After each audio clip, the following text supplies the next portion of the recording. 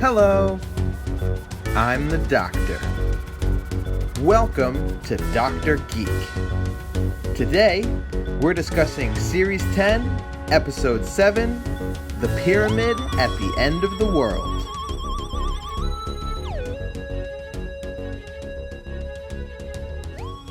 Once again, we start with a quick reminder of the last episode.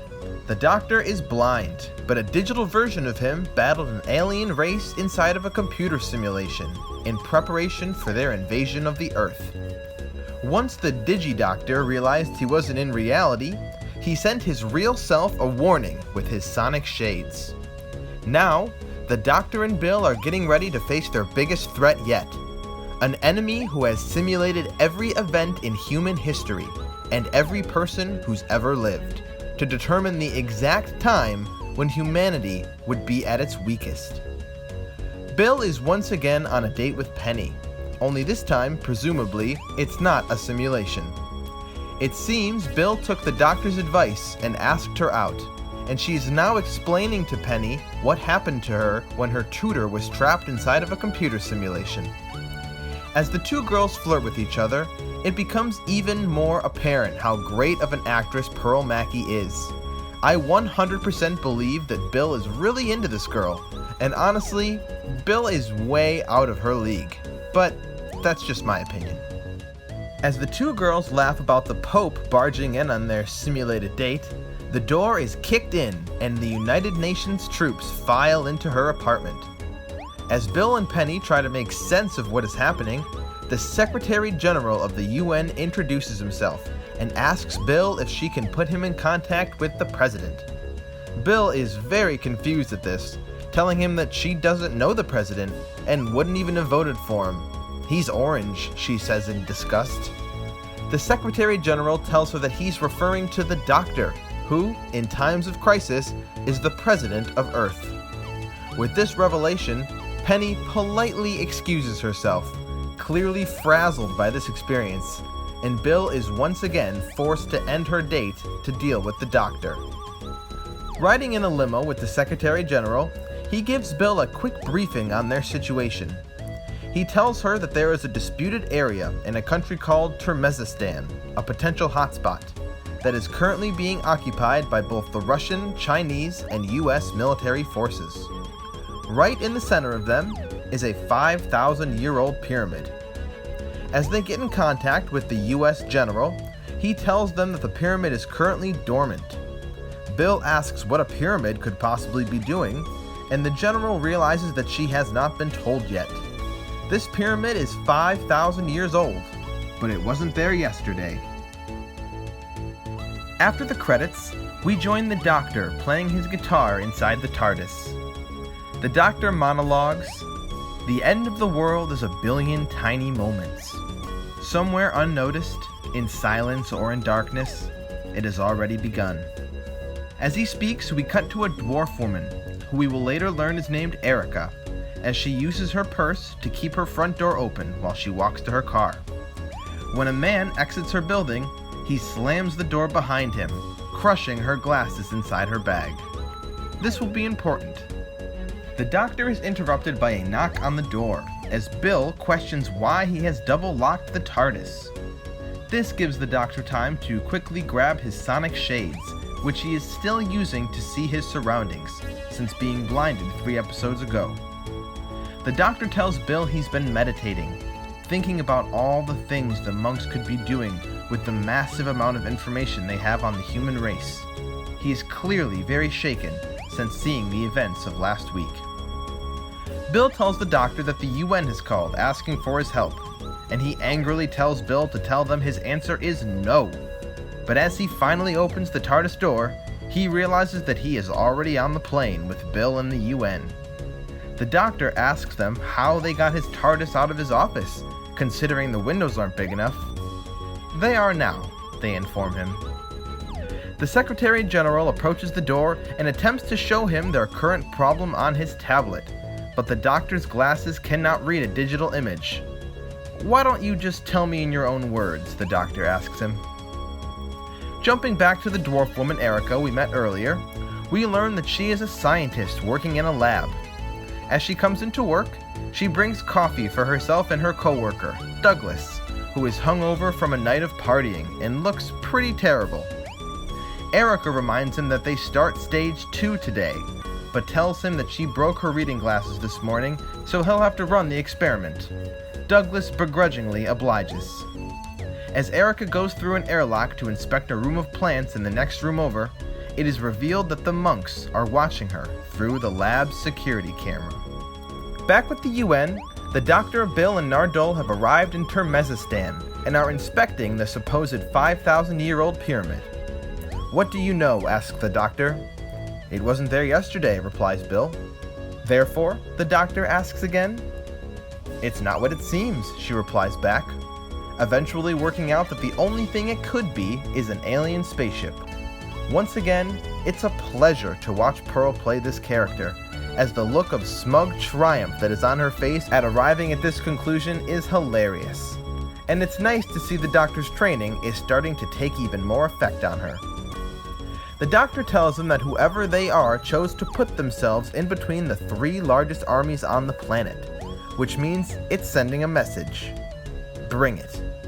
And with that, he starts to approach the pyramid, indicating to Nardole that he should keep him updated on anything he might not be able to see. As the Doctor gets closer, Nardole lets the Doctor know that a door seems to be opening on the front of the pyramid, with a figure emerging, who he assumes is one of the monks based from the Doctor's descriptions of them. Bill questions Nardole as to what he's doing, to which he replies that he's just updating the Doctor. But honestly, the fact that she hasn't caught on to the fact that the Doctor is still blind is pretty hard to believe. She can figure out that a pyramid is an alien spaceship, but not that the person she sees every day can't see? But whatever. The monk begins to speak to the Doctor, telling him that they will take this planet and its people. "You will be fought," the Doctor answers. "We will be invited," the monk fires back. "We will rule, but only when asked." As the monk retreats back into his pyramid, the Doctor's phone clock, and in fact everyone's watch and clocks around the world, move to 11:57 p.m., 3 minutes to midnight, an analogy for the end of the world, a doomsday clock, if you will. The Doctor guesses that this means that a global disaster is about to take place, and the monks will use it to take power. "Somewhere, somehow, the end has begun," warns the Doctor.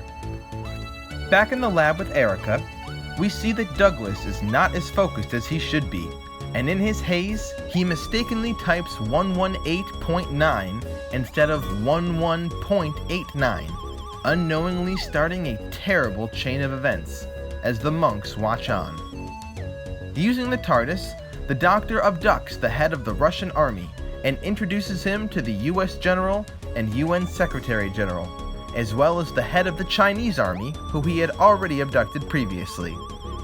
His goal is to get everyone talking, and the Tardis's telepathic circuits make that a much easier job.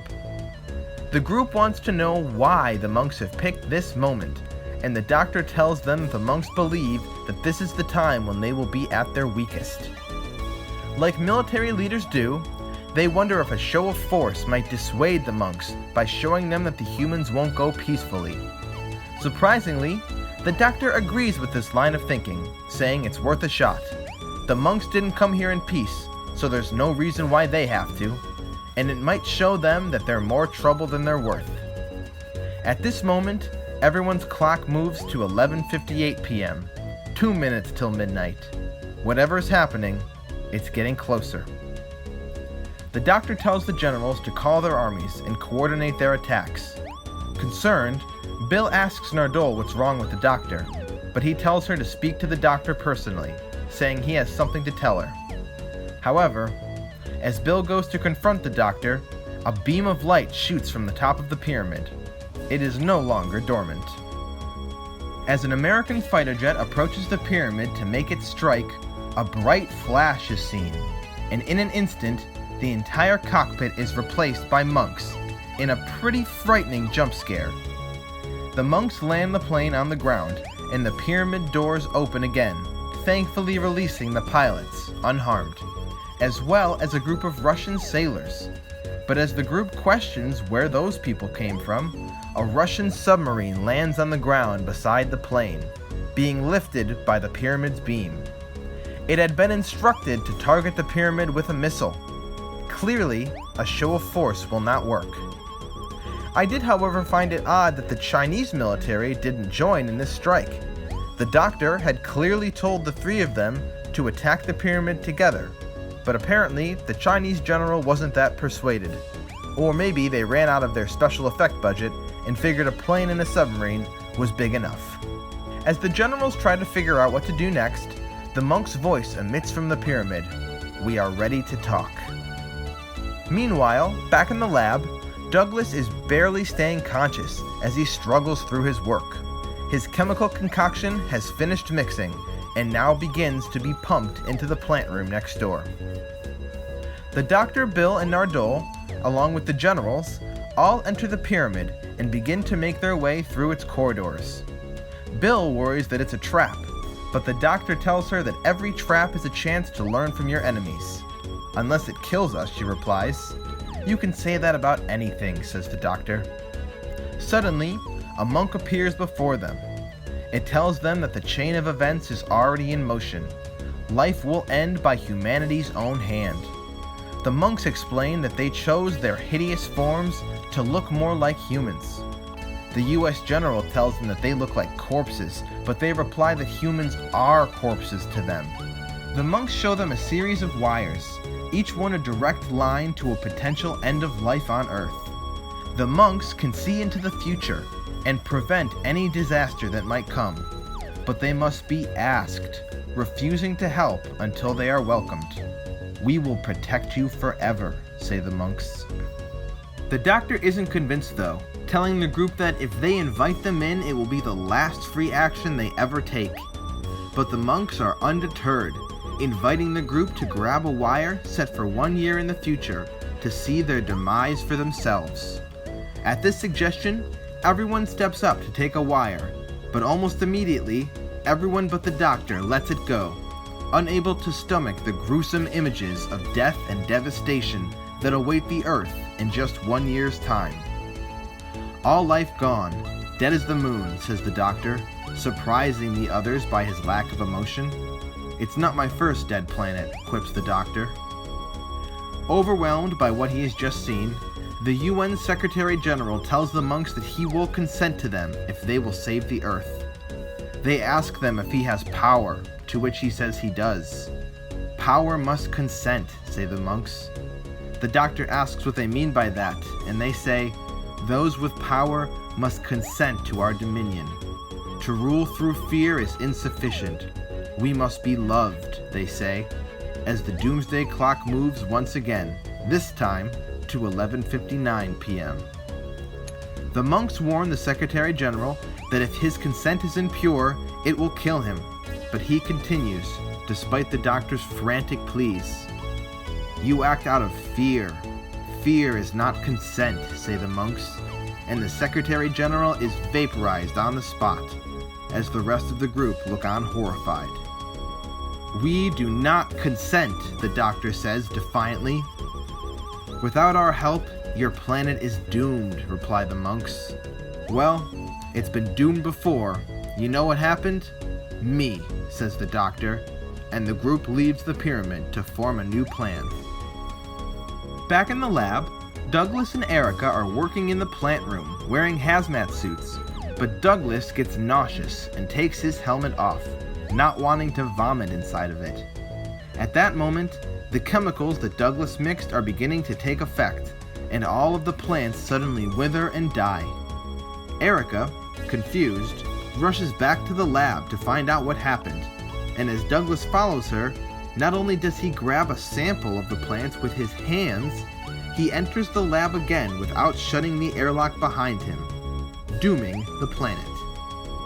As Erica analyzes the sample, she determines that the enzyme is much too aggressive, killing anything it touches on a cellular level. She tells Douglas to seal off the lab, as they can't allow this to escape into the atmosphere. Inside the war room again, the generals and the Tardis team are trying to come up with a plan.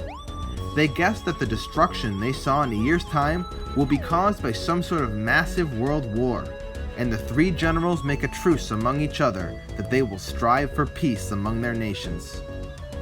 Hoping that their half-assed pledge to work together has thwarted the monks' plans, the Doctor tells them that they aren't the problem, or else the doomsday clock would have begun to reset. Somewhere in the world, something is happening, says the Doctor, unaware of the crisis happening in Erica's lab. What else besides a war can end the world? The Doctor asks the group.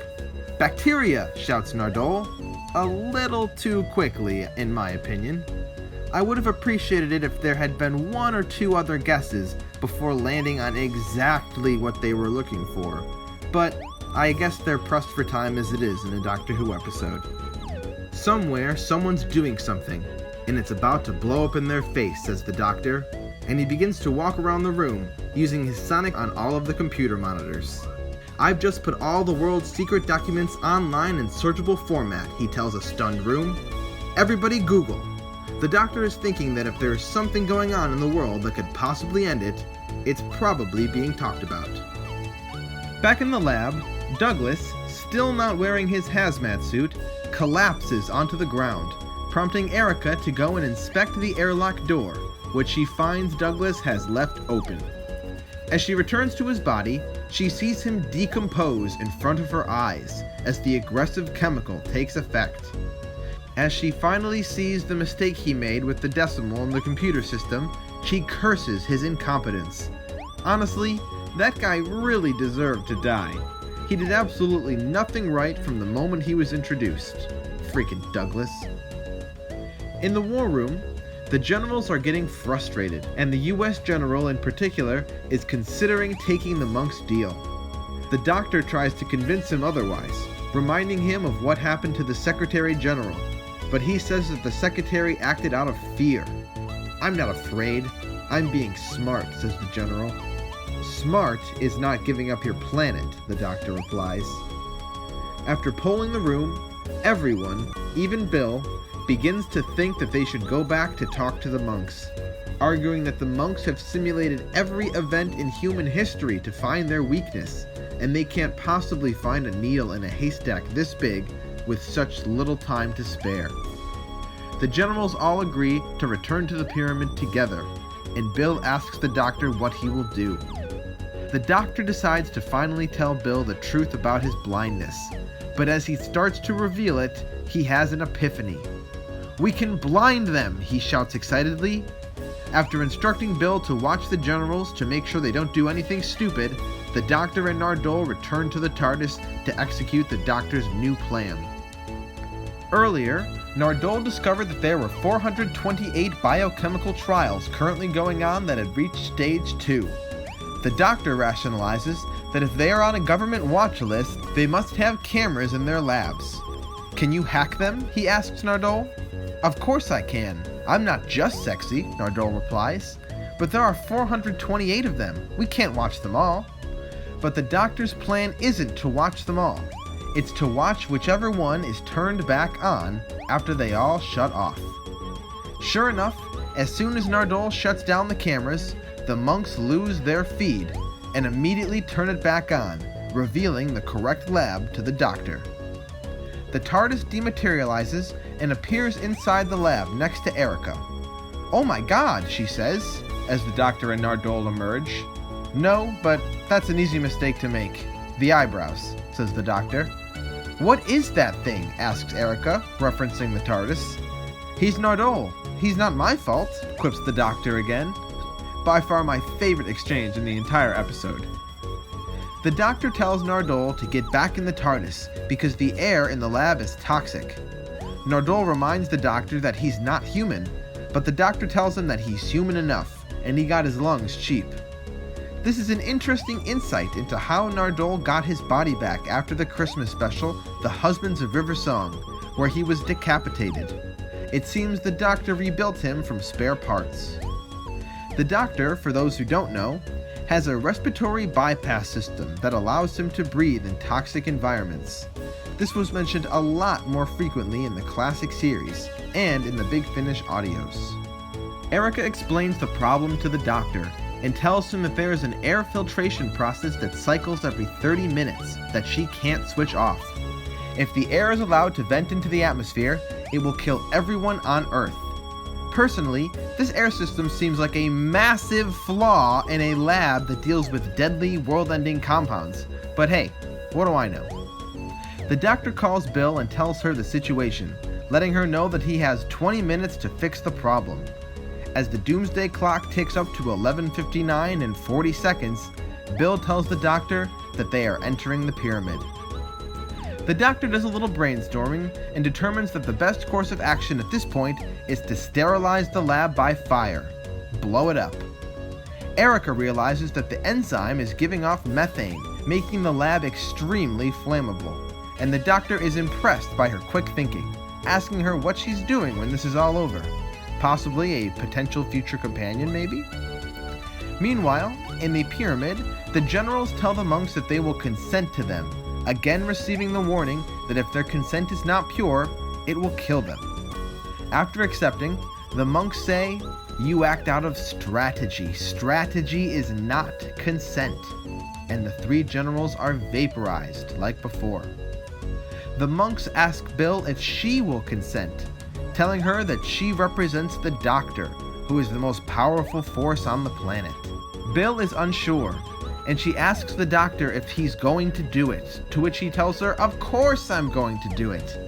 The Doctor sets his bomb for 2 minutes and tells Bill to get out of the pyramid, as the doomsday clock finally begins to reverse, preventing the crisis.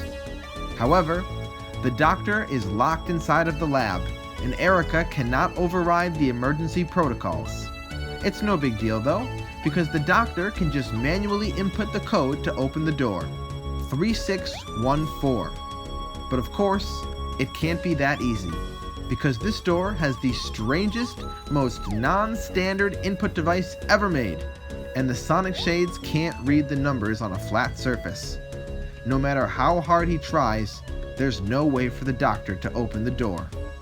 Even Nardole, who was in the Tardis, is incapacitated from his brief exposure to the toxic gas and can't help him. The Doctor tells Bill that he can't get the door open, which she doesn't understand until he finally tells her that he's still blind. And I have to say, this scene was pretty heartbreaking.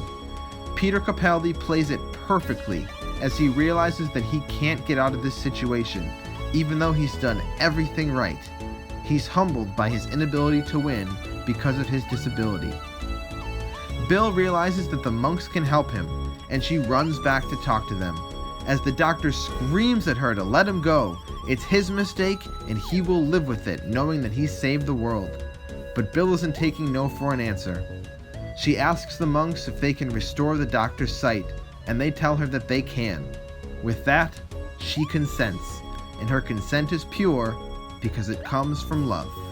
The Doctor regains his sight and opens the door just in time as the lab explodes behind him. "Bill, what have you done?" he asks her. "I'll tell you what, old man.